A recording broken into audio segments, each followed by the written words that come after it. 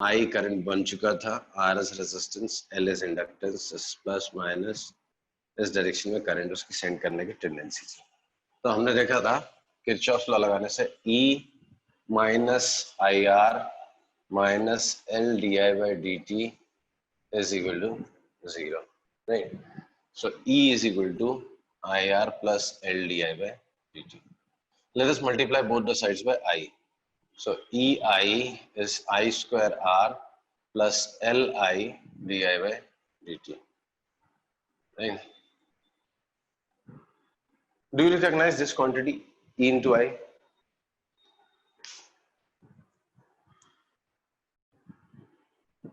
Do you recognize the quantity E into I?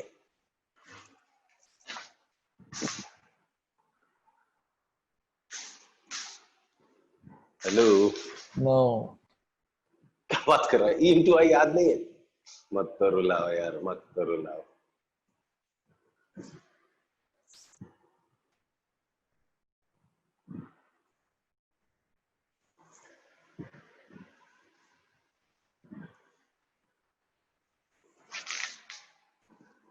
संतरे E into I पहचान में आ रहा है?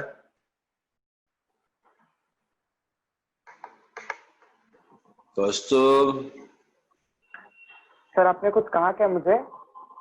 बहुत सही बेटा, बहुत सही। अरे मैं पूछ रहा हूँ E into I पहचान रहे हो क्या? E into I क्या है? What is E into I? Sir resistance होता है E अपॉन I, उसके बाद ये नहीं तो पता। E into I क्या है? What is E into I?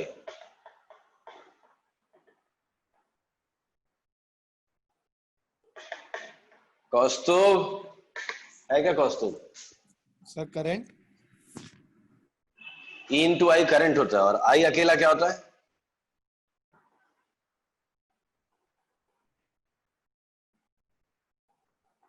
ए तो भगवान, RI square. I square R क्या होता है? वो तो पहचान करा दो मेरी। I स्क्वायर R पहचान में आ रहा कुछ? हाँ ये पावर। याद करो, सही बोल रहा है। क्या है वो? पावर। पावर क्या? Power delivered, power consume, power dissipated in resistor, ये क्या क्या है वो याद नहीं है। बड़ी बुरी हाल है यार, मतलब आज टेस्ट है तुम्हारा इलेक्ट्रोस्टैटिक्स का। है? कीर्तन कुछ बोलेगा तू? हाँ सर, पावर जिंदाबाद। डिसिपेटेड है शायद। E into I, बड़ी अजीब सी चीज नहीं है ये? कुछ अजीब सी चीज नहीं है, 10th स्टैंडर्ड में भर भर के पढ़ा है। अभी चैप्टर टर्न करके देख लो। वो तो V is equal to IR था ना। पावर डिलीवर्ड होता है सर। तो पावर डिलीवर्ड ही है भाई, सेल तो पावर डिलीवरी करता है ना। The rate at which energy is supplied by cell, electrical energy supplied, the rate at which electrical energy is supplied by cell is E into I. I square R is the rate at which energy is dissipated from a resistor in form of heat. ये जो है, this is rate at which energy is supplied by cell,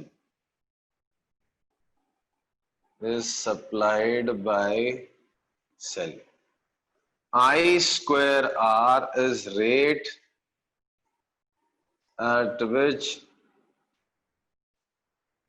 energy is consumed or dissipated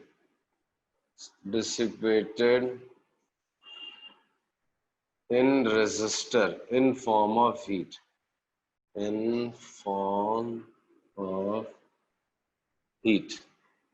right? ये है energy supplied by cell, ये है मतलब power supplied by cell, this is power consumed या dissipated in resistant form of heat. तो ये क्या है? Dimensionally they should be same, dimensionally they should be same. कुछ समझ में नहीं आया? हाँ जी भाई, दो क्वांटिटीज को सम करके थर्ड क्वांटिटी आ रही, मतलब they all should be same with same dimensions and units. तो आई स्क्वायर आर पावर था, ई आई पावर था, तो L D I by D T भी पावर ही होगा।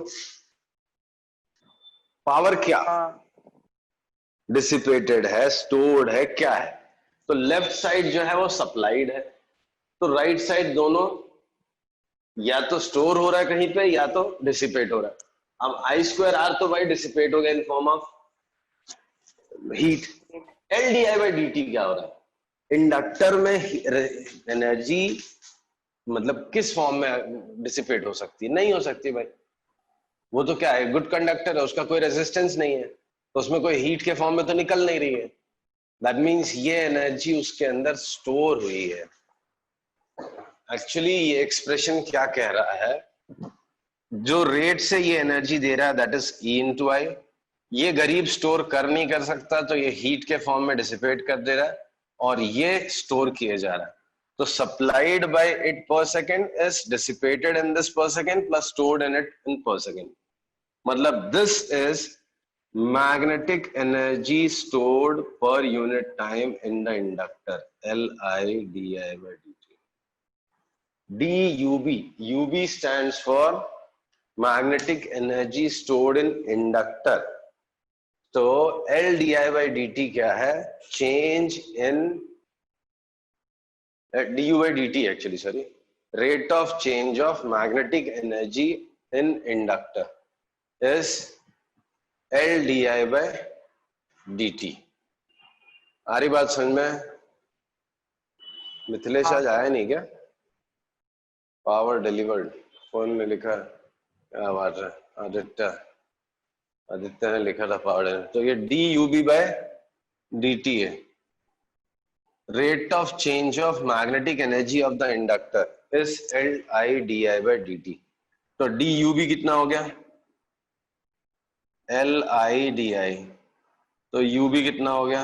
इंटीग्रेट कर दो, half L I square plus C. जब आई नहीं तो उसमें कोई करंट नहीं, तो सी का वैल्यू 0। तो magnetic energy of inductor is half L I square. जैसे energy stored in a capacitor is half C V square, energy stored in a capacitor is half C V square, वैसे ही energy stored in an inductor is half L I square. आ रहा है समझ में? हाँ sir. बाकी लोग भी बोल दो भाई, हिम्मत बढ़े मेरी। हाँ सर। मतलब बड़ा स्ट्रेंज लगा मुझे, ई इंटू आई कोई पहचान नहीं पा रहा था। कीर्तन तो अब भी पढ़ के आया करंट इलेक्ट्रिसिटी, कैसे ई इंटू आई भूल गया? Energy supplied power delivered by cell.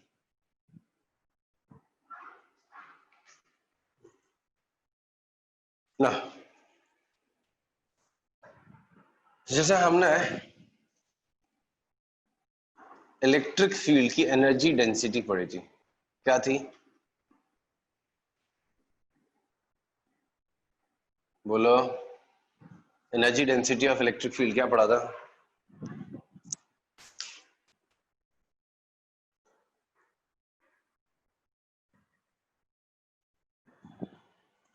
Hello, ये भी गायब। Energy density of electric field भी याद नहीं आ रहा।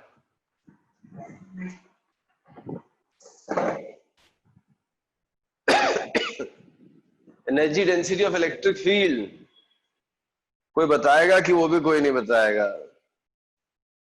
उत्कर्ष, तो energy density of electric field बताओ तो सही, नहीं बताओ तो ये तो याद तो बोलो तो सही कि सर नहीं याद है?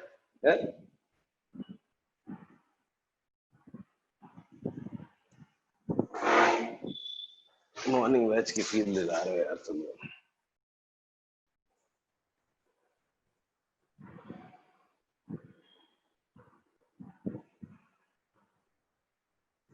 क्या हो गया भैया तुम लोग से, मतलब ये उम्मीद नहीं थी, मतलब बोला भी नहीं जा रहा कि सर नहीं याद है, ये भी नहीं बोला जा रहा है। नहीं याद है सर। तो बोल तो सही नहीं, मैं कौन सा एक्सपेक्ट कर रहा हूँ कि तुमको सब कुछ याद है। वो भी बोल नहीं रहे, ऐसा लग रहा है सब खत्म हो गया। Energy density of electric field पढ़ा था हमने, half E square epsilon zero. Electrical energy stored per unit volume of electric field. अगर इलेक्ट्रिक फील्ड है जिसका इंटेंसिटी ई है, तो उसके यूनिट वॉल्यूम में जो एनर्जी स्टोर्ड है that is half E square epsilon zero. Let's see what is energy density of magnetic field. ये इलेक्ट्रिक फील्ड का था, अभी मैग्नेटिक फील्ड का निकालना है, D U B by D B, ये निकालना है। So, suppose there's a solenoid. Suppose there's a solenoid. Solenoid दिया है, उसमें करंट फ्लो हो रहा है I, तो इसके अंदर टोटल एनर्जी कितनी है? बेस हाफ एल आई स्क्वायर। मेरा इंटरेस्ट है D U B by D B में, तो इसके वॉल्यूम से डिवाइड कर दो, एरिया इंटू लेंथ से डिवाइड कर दिया।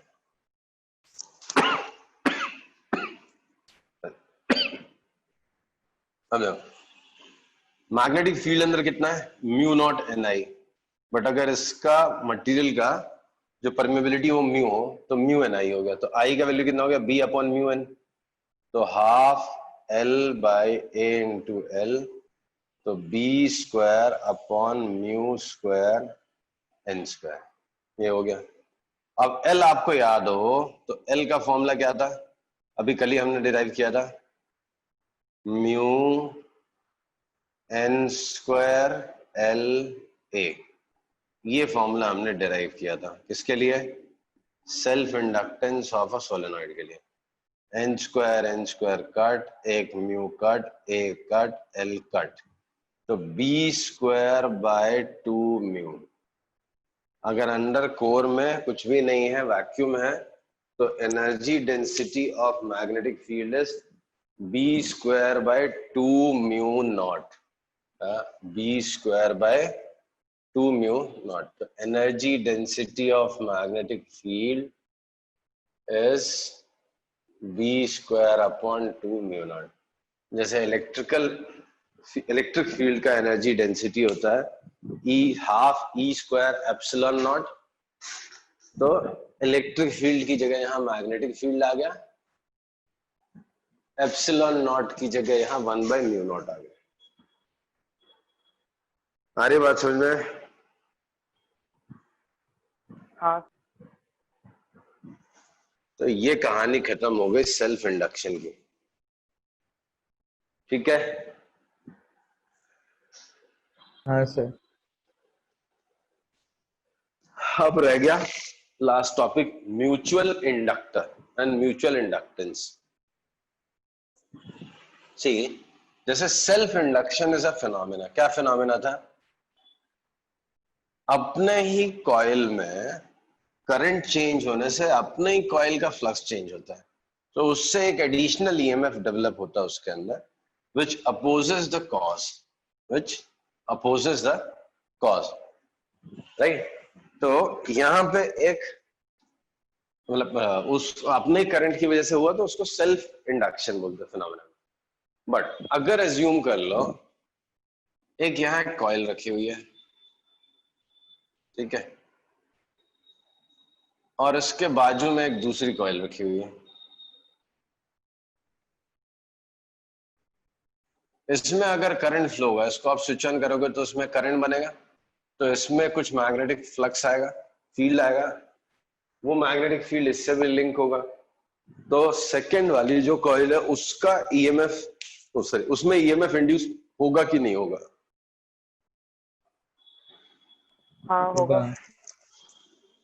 भाई उसकी magnetic properties change, sorry magnetic values आप चेंज कर रहे हो, उसका फ्लक्स आप चेंज करोगे, तो बोलेगा मैं नहीं चेंज कराऊंगा, मैं अपना एक इंड्यूस्ड ईएमएफ लाऊंगा और मैं इस वाले को अपोज करूंगा, राइट? तो उसके अंदर एक ईएमएफ इंड्यूस होगा, ये उसके खुद के करंट की वजह से नहीं है, बाजू में एक करंट है उसकी वजह से, राइट। तो इसको बोलते हैं mutual induction. This phenomena is known as mutual induction. इसमें करंट चेंज हो रहा है, ऊपर नीचे हो रहा है, तो इसमें ईएमएफ इंड्यूस हो रहा है, राइट। उसको बोलते हैं म्यूचुअल इंडक्शन। तो phenomena is known as mutual induction, mutual induction. हमारी बात समझ में? See, if there are two coils kept close to each other such that flux of one of them is linked to the other, the magnetic field of one of them is linked to the other. So if there is some change in current, if current in one of them changes, then EMF is induced in the other coil too, right? To oppose the cause once again.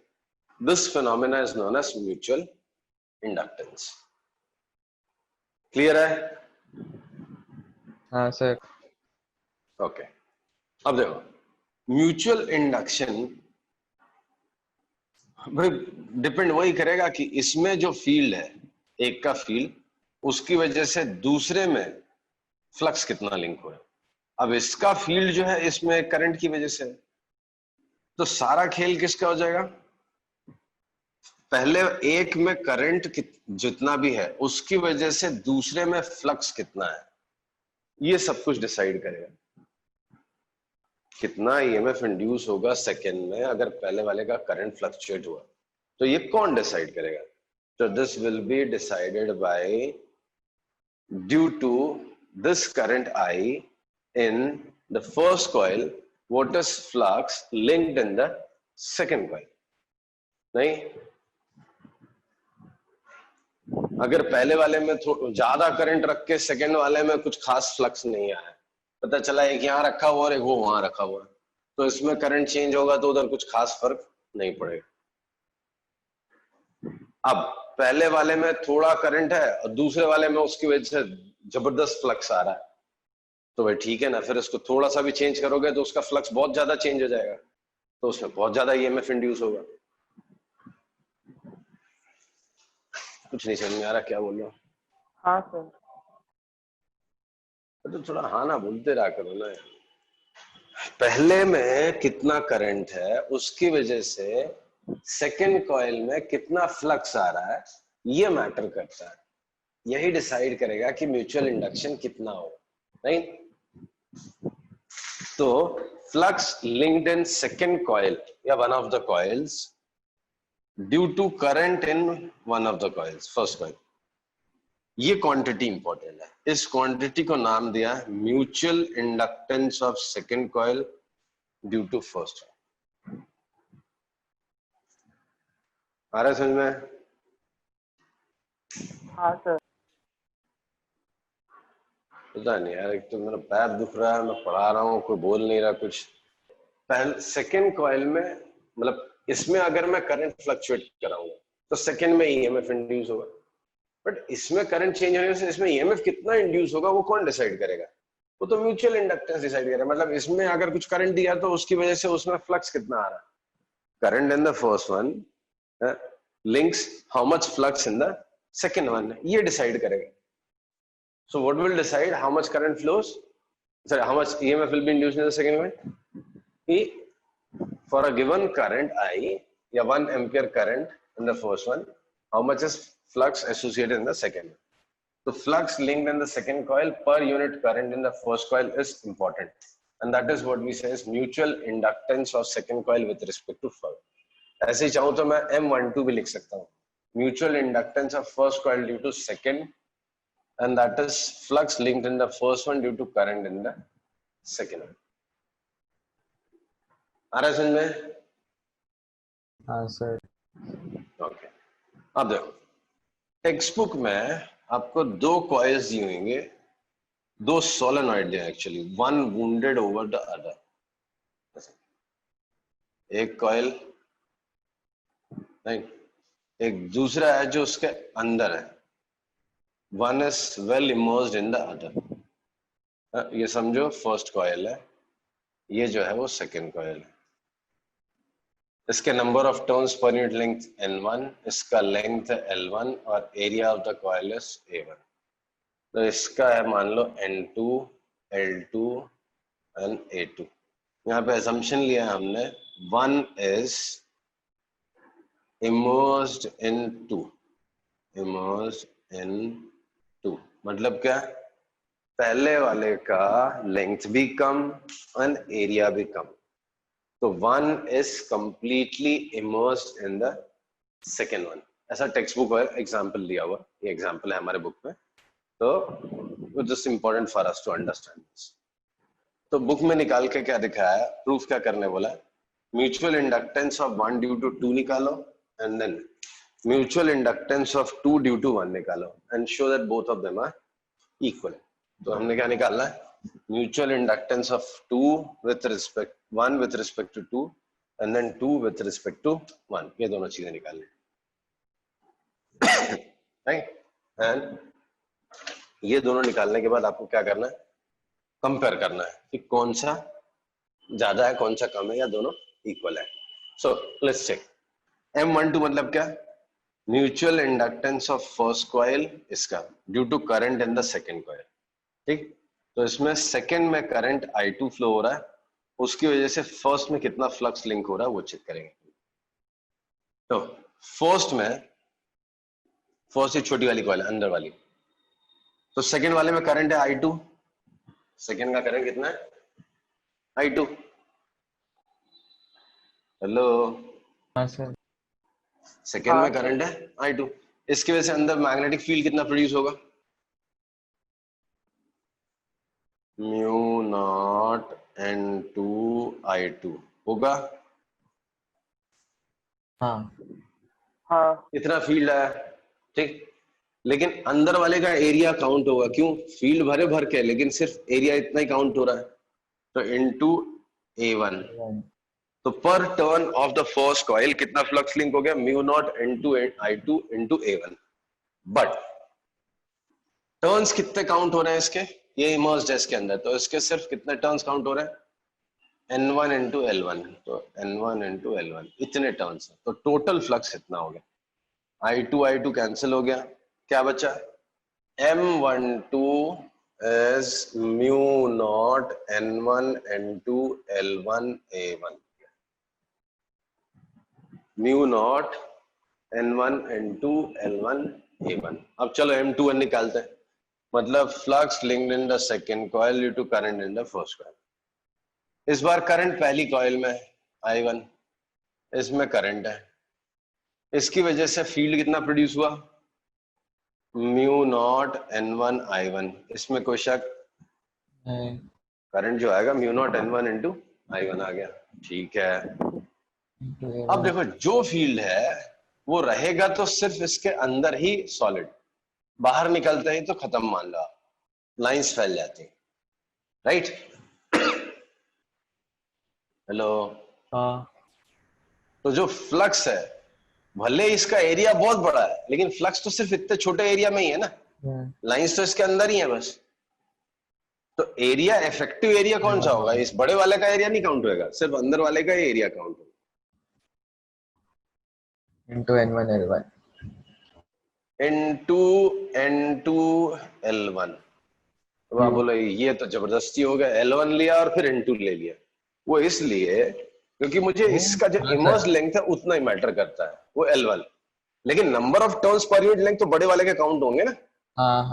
तो N2 into L1 आएगा, तो I1 cut, बचा mu naught N1 N2 L1 into A1। तो क्या मिला, M12 is equal to M2।